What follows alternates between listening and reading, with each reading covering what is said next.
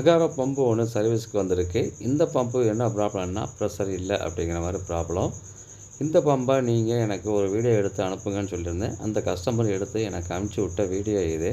இந்த பம்பில் இந்த வீடியோவில் பார்த்தீங்கன்னா இந்த ஓஸு பார்த்தீங்கன்னா டேரெக்டாக டேப்லேயே கனெக்ட் பண்ணியிருக்காங்க.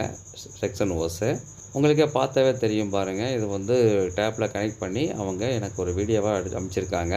இந்த ஓஸு டேப்பில் கனெக்ட் பண்ணதுனால தான் இந்த ஹெட்டு ப்ராப்ளம் ஆயிருக்குங்கிறது நான் கன்ஃபார்மாக சொல்கிறேன். அவங்களும் நான் பேசும்போது அவங்க சொன்னாங்க, நாங்கள் இந்த மாதிரி டேப்பில் யூஸ் பண்ணுறது கொஞ்சம் குறைவான நாட்கள் தான் பண்ணிகிட்ருக்கோம் அப்படிங்கிற மாதிரி சொல்லியிருந்தாங்க. அதுக்கு முன்னாடிலாம் யூஸ் பண்ணிகிட்ருந்தோம், பக்கெட்டில் போட்டு யூஸ் பண்ணோம். ஆனால் எங்களுக்கு அந்த மாதிரி பிரச்சனை வரல அப்படின்ட்டு சொல்லியிருந்தாங்க. இப்போ நாம் அதை கண்கூட நேர்லேயே பார்த்துட்டோம். அதுக்கு பிறகு இந்த பம்பை வந்து பார்த்திங்கன்னா பக்கெட்டு கீழேயும் பம்பை மேலேயுமா வச்சுருக்காரு. ஏன்னா இது ஒரு அக்கறையான ஒரு செயல்பாடு தான். அதாவது பாத்ரூமில் வச்சு அவர் செக் பண்ணுறாரு இந்த பம்பை. இந்த பம்பை பாத்ரூமில் வச்சு இயக்கும்போது அதன் மேல் தண்ணி பற்றக்கூடாது அப்படிங்கிற ஒரு நல்ல எண்ணத்தில் அவர் அந்த வேலையை செஞ்சுருக்காரு. ஆனால் பார்த்திங்கன்னா இன்னொரு விஷயம், இந்த பம்பு பார்த்திங்கன்னா கீழே இருக்கணும், பக்கெட்டு மேலே இருக்கணும். இல்லை பக்கெட்டும் பம்பும் சமதளத்தில் இருக்கணும். அப்படி இருந்தால் மட்டும்தான் இந்த பம்பு சரியானபடி செயல்படும் அப்படிங்கிறது நிறைய பேருக்கு தெரிவது இல்லை. இந்த பம்பை கீழே இறக்கி வச்சுட்டு அந்த பக்கெட்டை இந்த ஸ்டூல் மேலே கூட வச்சு அது இயக்கலாம். அதுக்கும் ஒரு நல்ல ப்ரெஷர் கிடைக்கும். நல்ல எளிமையாக பம்பை செக்ஷன் பண்ணி அது நமக்கு டெலிவரி பண்ணுறதுக்கு ஒரு வசதி வாய்ப்பு அந்த பம்புக்கு கிடைக்கும்.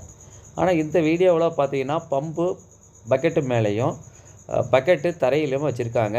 இது தன்னைத்தானே உறிந்து கொள்ளும் அளவிற்கு இதற்கு செக்ஷனில் பலன் கிடையாது. இது தண்ணியை நாம் வாயால் உறிஞ்சி கீழே விட்டுட்டு அதுக்கு பிறகு இந்த அடாப்டரில் நாம் இயக்கணும் அப்படிங்கிறது அந்த பம்பு வச்சுருக்கிறது தெரியலை.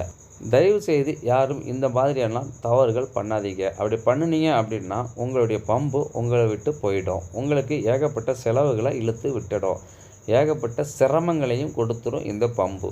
இந்த பம்பு பொறுத்தவரையில் கட்டாயமாக நீங்கள் குறைஞ்சது 2 நாளைக்கு ஒரு டைமாவது இயக்கி அதை பயன்படுத்தணும்.